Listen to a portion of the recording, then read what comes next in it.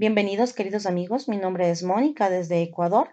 En este espacio llamado Leamos Juntos, creado para leer los libros de la Biblia en forma narrativa, sin capítulos ni versículos. De esta manera nos permite entender mejor la idea del contexto, además de que así se encontraba en los originales del texto sagrado.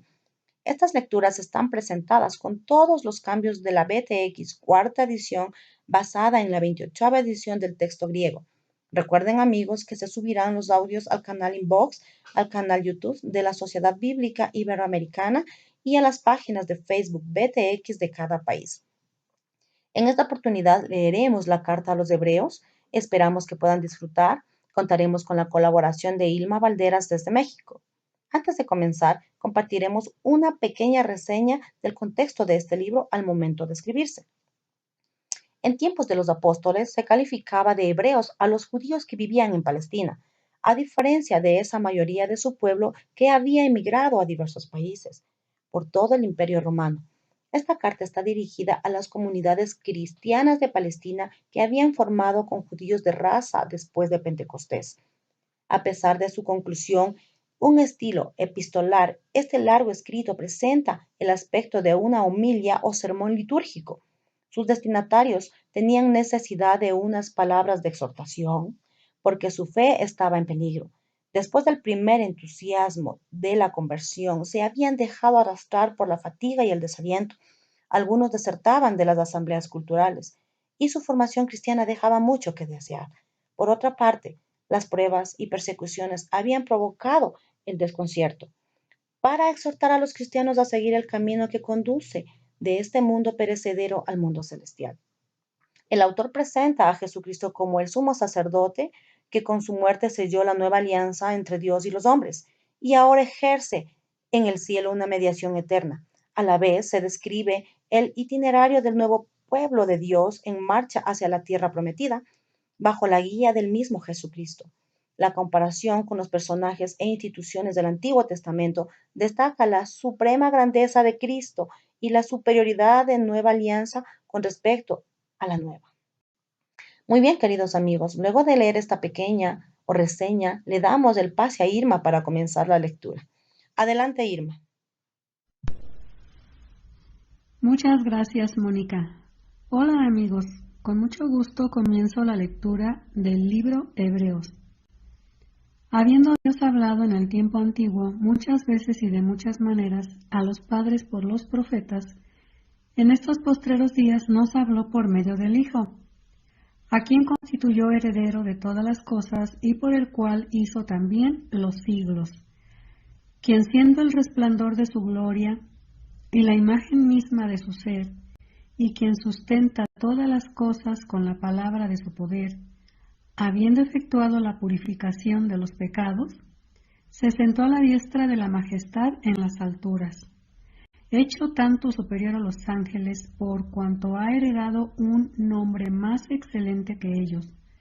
Porque, ¿a cuál de los ángeles dijo jamás, mi hijo eres tú, yo te he engendrado hoy?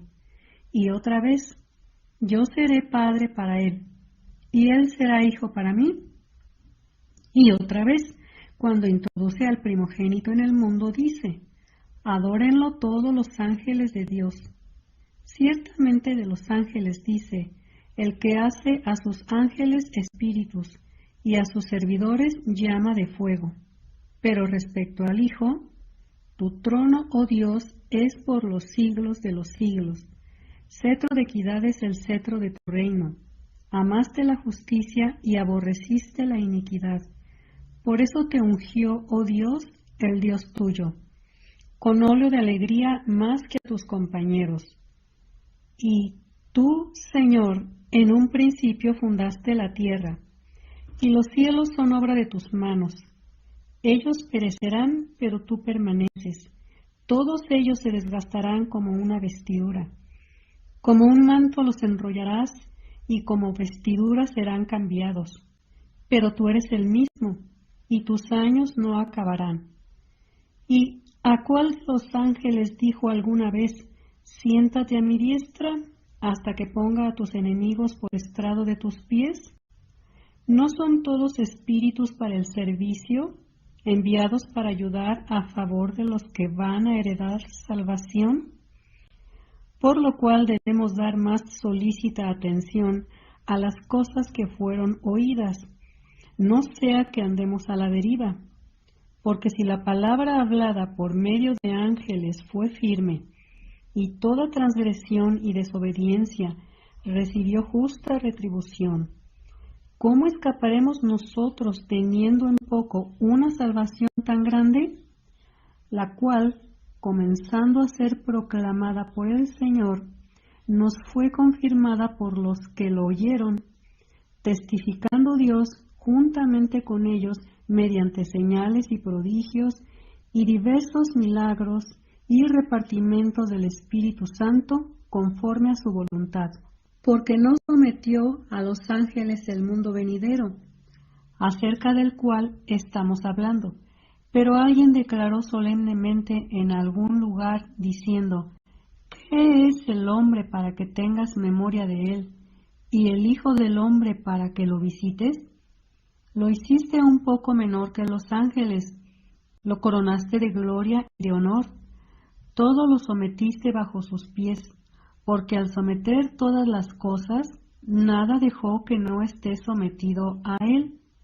Ahora, sin embargo, todavía no vemos todas las cosas sometidas a él, pero vemos a aquel que fue hecho un poco menor que los ángeles, a Jesús, coronado de gloria y de honra a causa del padecimiento de la muerte, para que por la gracia de Dios gustara la muerte por todos, porque convenía a aquel por cuya causa son todas las cosas, y mediante el cual todas las cosas subsisten, que cuando llevó a muchos hijos a la gloria, perfeccionara por medio de padecimientos al autor de la salvación de ellos. Porque el que santifica y los que son santificados son todos de uno. Por esta razón no se avergüenza de llamarlos hermanos, diciendo, proclamaré tu nombre a mis hermanos, en medio de la iglesia te cantaré alabanzas. Y otra vez, yo estaré confiado en él. Y otra vez, aquí estoy yo y los hijos que Dios me dio. Así que, por cuanto los hijos fueron consubstanciales con sangre y carne, de igual manera, él también participó de lo mismo, para que hiciera ineficaz por medio de la muerte al que tenía el imperio de la muerte, esto es, al diablo, y librara a los que, por temor de la muerte, están sujetos a vivir en esclavitud, porque ciertamente no viene en ayuda de los ángeles, sino que viene en ayuda de la descendencia de Abraham, por lo cual convenía que en todo fuera semejante a sus hermanos, para que les fuera un misericordioso y fiel sumo sacerdote ante Dios, para expiar los pecados del pueblo, pues en lo que él ha padecido siendo tentado, es capaz de socorrer a los que están siendo tentados. Por lo cual, hermanos santos, participantes de un llamamiento celestial, considerad a Jesús como el apóstol y sumo sacerdote de nuestra confesión, el cual es fiel al que lo constituyó, como también lo fue Moisés en la casa. Pero aquel ha sido considerado digno de tanta más gloria que Moisés, por cuanto mayor honra que la casa tiene el que la construyó. Porque toda casa es construida por alguno, pero el que hizo todas las cosas es Dios. Moisés, en verdad, fue fiel sobre la casa como siervo, para testimonio de las cosas que serán dichas. Pero Cristo, como hijo sobre su casa, la cual casa somos nosotros, si nos aferramos a la confianza y al orgullo de la esperanza. Por lo cual, así como dice el Espíritu Santo, hoy, si oís su voz, no endurezcáis vuestros corazones como en la rebelión, en el día de la tentación en el desierto, donde me tentaron vuestros padres, poniéndome a prueba, aunque vieron mis obras 40 años, por lo cual estuve airado con aquella generación, y dije, siempre se extravían en su corazón y no han conocido mis caminos. Por tanto juré en mi ira, no entrarán en mi reposo. Mirad pues, hermanos, no sea que acaso haya en alguno de vosotros un corazón malo de incredulidad que os aparte del Dios vivo. Antes bien, exhortaos los unos a los otros cada día en tanto se dice hoy, para que ninguno de vosotros sea endurecido por el engaño del pecado, porque hemos llegado a ser partícipes de Cristo con tal que retengamos firme hasta el fin el fundamento, en tanto se dice, hoy cuando escuchéis su voz, no endurezcáis vuestros corazones como en la rebelión. Porque, ¿quiénes después de oír se rebelaron? ¿No fueron todos los que salieron de Egipto por medio de Moisés? ¿Y con quiénes estuvo airado 40 años? ¿No fue con los que pecaron, cuyos cuerpos cayeron en el desierto? ¿Y a quiénes juró que no entrarían en su reposo, sino a los que desobedecieron? Y vemos que no pudieron entrar por causa de la incredulidad. Temamos, por tanto, nosotros, no sea que permaneciendo aún la promesa de entrar en su reposo, alguno de vosotros parezca no haberlo alcanzado. Porque así como a ellos, también a nosotros se nos ha anunciado la buena noticia. Pero no les benefició la palabra de la predicación por no ir acompañada de la fe en los que oyeron. Pero los que hemos creído entramos en el reposo, como ha dicho, juré en mi ira, no entrarán en mi reposo, aunque sus obras fueron acabadas desde la fundación del mundo. Porque así dijo en algún lugar respecto al séptimo día, y reposó Dios de todas sus obras en el séptimo día. Y otra vez en ese lugar, no entrarán en mi reposo. Por tanto, puesto que falta que algunos entren en él, y los que antes oyeron la buena noticia no entraron a causa de su desobediencia, de nuevo fija un día, hoy, diciendo por medio de David, después de tanto tiempo, como queda dicho antes, hoy si oís su voz, no endurezcáis vuestros corazones. Porque si Josué los hubiera hecho reposar, no hablaría después de estas cosas acerca de otro día. Queda, por tanto, un reposo sabático para el pueblo de Dios, porque el que entró en su reposo, también él reposó de sus obras, como Dios de las suyas. Procuremos pues entrar en aquel reposo, para que ninguno caiga en el mismo ejemplo de desobediencia. Porque la palabra de Dios es viva y eficaz, y más cortante que toda espada de dos filos, y penetra hasta dividir el alma y el espíritu, y hasta las coyunturas y los tuétanos, y es capaz de discernir los pensamientos y las intenciones del corazón. Y no hay criatura escondida en su presencia. Antes bien, todas las cosas están desnudas y expuestas a los ojos de aquel a quien tenemos que dar cuenta. Por tanto, teniendo un gran sumo sacerdote que ha pasado a través de los cielos, Jesús el Hijo de Dios, aferrémonos a nuestra confesión, porque no tenemos un sumo sacerdote que no pueda compadecerse de nuestras debilidades, sino uno que ha sido probado en todo según nuestra semejanza, excluido el pecado. Acerquémonos pues con confianza al trono de la gracia, para que obtengamos misericordia y hallemos gracia para el oportuno socorro. Porque todo sumo sacerdote tomado de entre los hombres es constituido a favor de los hombres en lo que concierne a Dios, para que presente ofrendas y sacrificios por los pecados, pudiendo ser indulgente con los que son ignorantes y extraviados, puesto que él mismo está sujeto a debilidades y a causa de ellas debe ofrecer sacrificios por los pecados, tanto por el pueblo como por sí mismo. Y ninguno toma para sí ese honor, sino el que, como Aarón, es llamado por Dios. Así también Cristo no se glorificó a sí mismo para hacerse sumo sacerdote, sino el que le dijo: Mi hijo eres tú, yo te he engendrado hoy.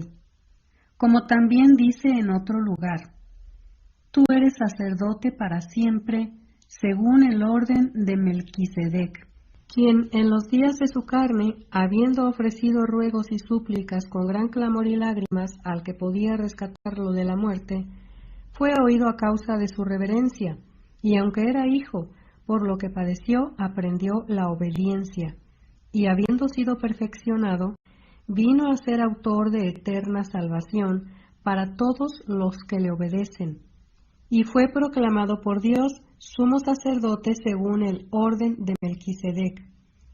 Acerca de esto tenemos mucho que decir y difícil de explicar, porque os habéis hecho tardos para oír, porque debiendo ser ya maestros en razón del tiempo, tenéis necesidad de que alguien os enseñe otra vez los primeros rudimentos de los oráculos de Dios.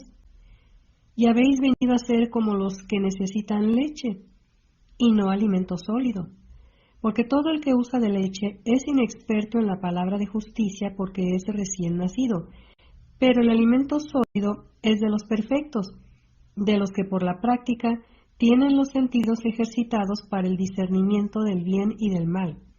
Por tanto, dejando los principios elementales de la palabra de Cristo, avancemos a la perfección, no echando otra vez el fundamento de arrepentimiento de obras muertas y de la fe en Dios, de la doctrina de bautismos, de la imposición de manos, de la resurrección de muertos y del juicio eterno. Y esto haremos si Dios lo permite, porque en efecto es imposible que los que una vez fueron iluminados y probaron el don celestial y llegaron a ser partícipes del Espíritu Santo y probaron la buena palabra de Dios y los poderes del mundo venidero y recayeron, sean otra vez renovados para arrepentimiento, crucificando otra vez para sí mismos al Hijo de Dios y exponiéndolo a la ignominia pública. Porque la tierra que bebe la lluvia que muchas veces viene sobre ella y produce cosecha provechosa para aquellos por los cuales es cultivada, recibe bendición de Dios. Pero la que produce espinas y abrojos es descalificada y está cerca de maldición, cuyo fin es ser quemada. Pero en cuanto a vosotros, amados, aunque hablamos así, hemos sido persuadidos de cosas mejores y que tienen salvación. Porque Dios no es injusto para olvidar vuestra obra y el amor que mostrasteis hacia su nombre, habiendo servido y sirviendo a los santos. Pero deseamos que cada uno de vosotros muestre la misma diligencia hasta el fin, para plena seguridad de la esperanza, que no seáis perezosos, sino imitadores de los que mediante la fe y la longanimidad heredan las promesas. Porque cuando Dios hizo la promesa a Abraham, no teniendo a nadie mayor por quien jurar, juró por sí mismo, diciendo: Ciertamente te bendeciré grandemente, y te multiplicaré grandemente. Y así, habiendo esperado pacientemente, alcanzó la promesa. Porque los hombres juran por uno mayor, y para ellos la conclusión de toda controversia es el juramento como confirmación. Por lo cual, queriendo Dios mostrar más plenamente a los herederos de la promesa la inmutabilidad de su designio, interpuso juramento, para que por dos cosas inmutables, en las cuales es imposible que Dios mienta, tengamos un poderoso estímulo los que hemos huido en busca de seguridad, para asirnos de la esperanza puesta delante de nosotros, la cual tenemos como firme y segura ancla del alma, que penetra hasta detrás del velo, donde Jesús entró por nosotros como precursor, hecho sumo sacerdote para siempre, según el orden de Melquisedec. Porque este Melquisedec, rey de Salem, sacerdote del Dios Altísimo, el cual salió al encuentro de Abraham cuando regresaba de la derrota de los reyes y lo bendijo, al cual Abraham dio el diezmo de todas las cosas, significando en primer lugar Rey de Justicia y luego Rey de Salem, es decir, Rey de Paz, sin padre, sin madre, sin genealogía, que no tiene principio de días ni fin de vida, sino hecho semejante al Hijo de Dios, permanece sacerdote para siempre. Considerad pues cuán grande era éste, a quien Abraham, el patriarca, dio el diezmo de lo mejor del botín. Y en verdad, los de los hijos de Leví que han recibido el sacerdocio tienen mandamiento de exigir diezmos al pueblo según la ley, es decir, de sus hermanos, aunque ellos también sean descendientes de Abraham. Pero el que no desciende de ellos ha cobrado diezmos a Abraham y ha bendecido al que tenía las promesas. Y fuera de toda controversia, el menor es bendecido por el mayor. Y aquí ciertamente reciben los diezmos hombres mortales, pero allí uno de quien se da testimonio de que vive. Y por decirlo así, incluso Leví, el que recibe los diezmos, ha pagado diezmos por medio de Abraham, pero aún estaba en los lomos de su padre cuando Melquisedec salió a su encuentro. Si entonces la perfección hubiera sido por medio del oficio sacerdotal levítico, pues en esa base el pueblo recibió la ley, ¿qué necesidad había de levantar otro sacerdote según el orden de Melquisedec y que no fuera llamado según el orden de Aarón? Porque cambiado el sacerdocio, necesariamente ocurre también un cambio de ley, porque aquel acerca del cual se dicen estas cosas es de otra tribu, de la cual nadie sirvió al altar, porque es evidente que nuestro Señor ha surgido de Judá, una tribu sobre la cual nada habló Moisés referente a sacerdotes, y es aún más evidente si a semejanza de Melquisedec se levanta otro sacerdote, el cual ha sido constituido no según la ley de un mandamiento carnal, sino según el poder de una vida inmortal. Pues se da testimonio, tú eres sacerdote para siempre, según el orden de Melquisedec. Hay por una parte la abrogación del mandamiento anterior a causa de su debilidad e ineficacia, porque la ley nada perfeccionó, sino que fue introducción a una mejor esperanza, por medio de la cual nos acercamos a Dios. Y por cuanto no fue sin juramento, porque los otros ciertamente sin juramento fueron hechos sacerdotes, pero él, con el juramento del que le dijo, juró el Señor y no se arrepentirá, tú eres sacerdote para siempre. De igual manera Jesús ha sido constituido fiador de un mejor pacto. Y los sacerdotes llegaron a ser muchos, debido a que la muerte les impedía continuar. Pero él, a causa de que permanece para siempre, tiene un sacerdocio intransmisible, por lo cual puede también salvar perpetuamente a los que por medio de él se acercan a Dios, viviendo siempre para interceder por ellos. Porque tal sumo sacerdote nos convenía, santo, inocente, incontaminado, separado de los pecadores, y exaltado por encima de los cielos, que no tiene necesidad cada día, como los sumos sacerdotes, de ofrecer primero sacrificios por sus propios pecados y después por los del pueblo, porque hizo esto de una vez por todas, ofreciéndose a sí mismo. Porque la ley constituye sumos sacerdotes a hombres débiles, pero la palabra del juramento, que es después de la ley, constituye al Hijo hecho perfecto para siempre. Bien, amigos, de esta manera terminamos la lectura de hoy. Los esperamos el próximo lunes, que estaremos presentando el final de este maravilloso libro. Tengan ustedes muy buenas noches.